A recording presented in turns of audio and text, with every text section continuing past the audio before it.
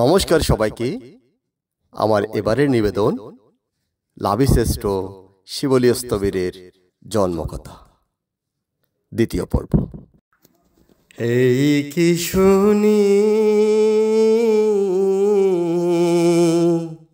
সুপ্রভাষা মহারানী, সপ্ত বছর গর্ভে ধারণ, সপ্ত বছর গর্ভে ধারণ, অপূর্ব কাহিনী সুপ্রভাষা মহারানী। অপূর্ব কাহিনী। আজ থেকে ২৫০০ বছর পূর্বে ভারতের বৈশালী নগরে মহালী কুমারের গড়ে সুপ্রভাষার জঠরে এক মহাপুরুষের আবির্ভাব হয়েছিল, যার নাম শিবলী কুমার। আমি কনক বড়ুয়া, চট্টগ্রাম জেলার লোহাগাড়া থানার মচদিয়া গ্রামের দক্ষিণ পাড়া আমার বাড়ি। মাতা আমার ছায়ারানী বড়ুয়া, পিতা আমার নেপু বড়ুয়া। আমি বাল্যকাল থেকে আমার শ্রদ্ধেয় সেজ বাবা স্বপন বড়ুয়া, আমি কুল্লা বাবা নামে ডাকি, আমি ওনার মুখ থেকে শিবলী ব্রতকথা, শিবলী পুঁথি,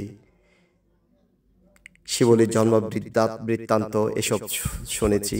সেই সুবাদে আমি ওনাকে স্মরণ করে ওনার মতো করে আজ আমি শিবলীর জন্ম বৃত্তান্ত নিয়ে এসেছি।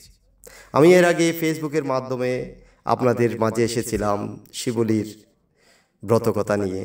আমি অনেকের ভালোবাসা পেয়েছি, অনেকের উৎসাহ পেয়েছি। আমি ধন্য, আপনাদের কাছে আমি চিরকৃতজ্ঞ এবং চিরঋণী। আশীর্বাদ করবেন এবারও আপনাদের মন যাতে জয় করতে পারি। শোনো শোনো সর্বজন হয়ে ভক্তিযুত, শিবলীর জন্মকথা শুনিতে অদ্ভুত। ভারতে বৈশালী ছিল বিশাল নগর, ধনে ধান্যে পরিপূর্ণ ছিল নিরন্তর। লিচ্ছবি নামেতে এক শক্তিশালী জাতি, বৈশালী রাজ্যতে তারা করিত বসতি। গণতন্ত্র মতে রাজ্য হইত শাসিত, ধনী দিন সমসূত্রে সুখেতে তাকিত।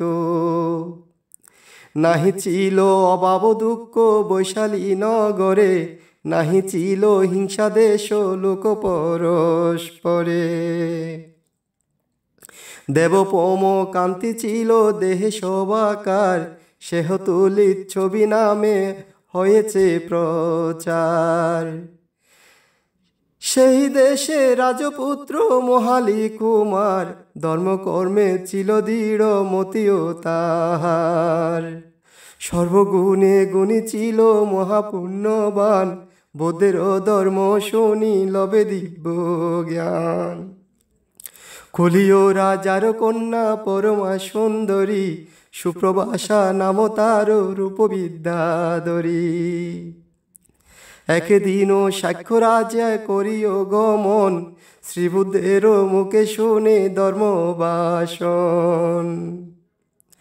ধর্ম শুনি শ্রোতাপত্তি লবে মহাজ্ঞান, বুঝিল দুঃখের অন্ত অনন্ত নির্বাণ।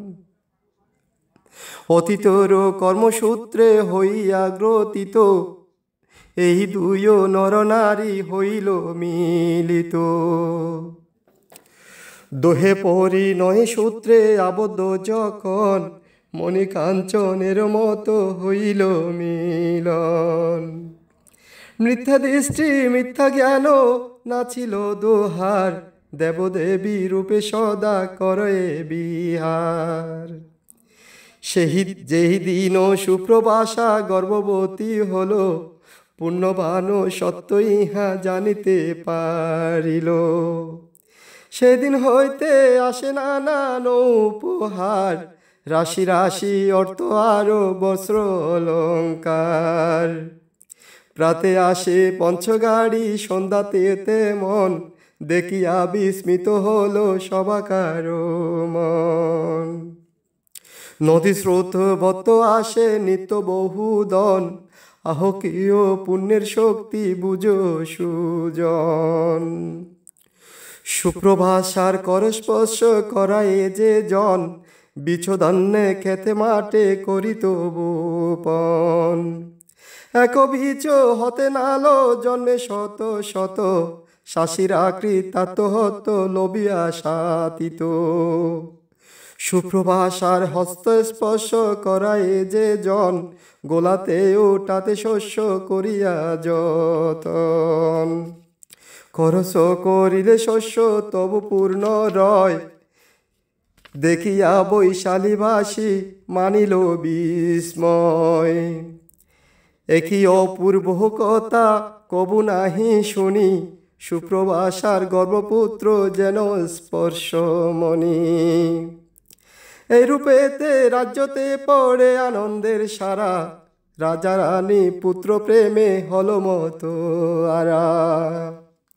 মনে মনে পুরবাসী করে আকিঞ্চন, কখন ভূমিষ্ঠ হবে রাজারও নন্দন।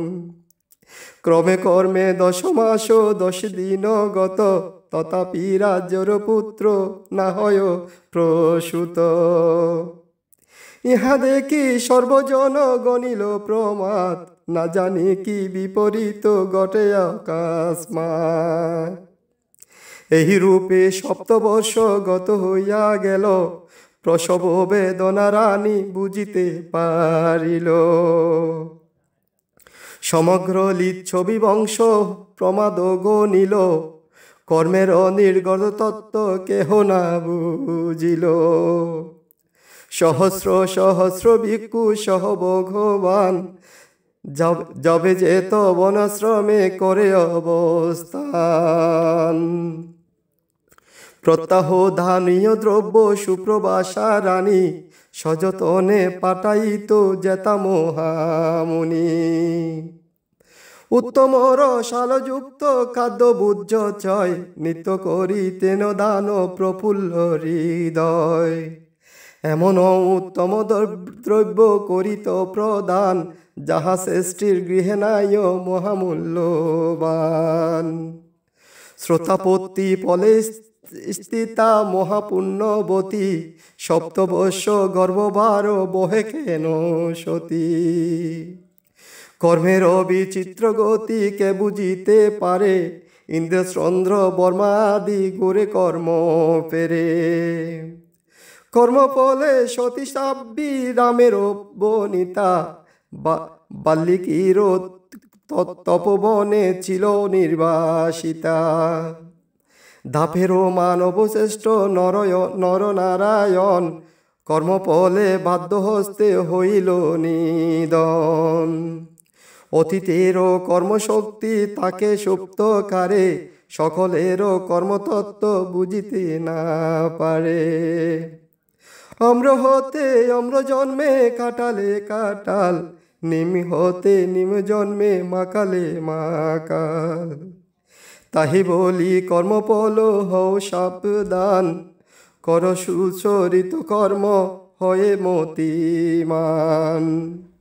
ভালো কর্মে ভালো ফল, মন্দে মন্দে মন্দ হয়, কর্মের অপ্রকৃতি ইহা জানিবে নিশ্চয়। যেই দিন 7 বর্ষ গত হইয়া গেল, তারপরে গর্ভবেতা উপনীত হল। বাড়িল প্রসব বেতা বর্ণনা না যায়, মূর্ছিতা হইয়া রানী পড়িল ধরায়। সাধু সাধু। আমি এরপরে আবার মূর্ছাভঙ্গের সুপ্রভাষার কাহিনী নিয়ে আসব। এইবার এই পর্যন্ত সবাই আশীর্বাদ করবেন আমার জন্য। সাধু সাধু সাধু।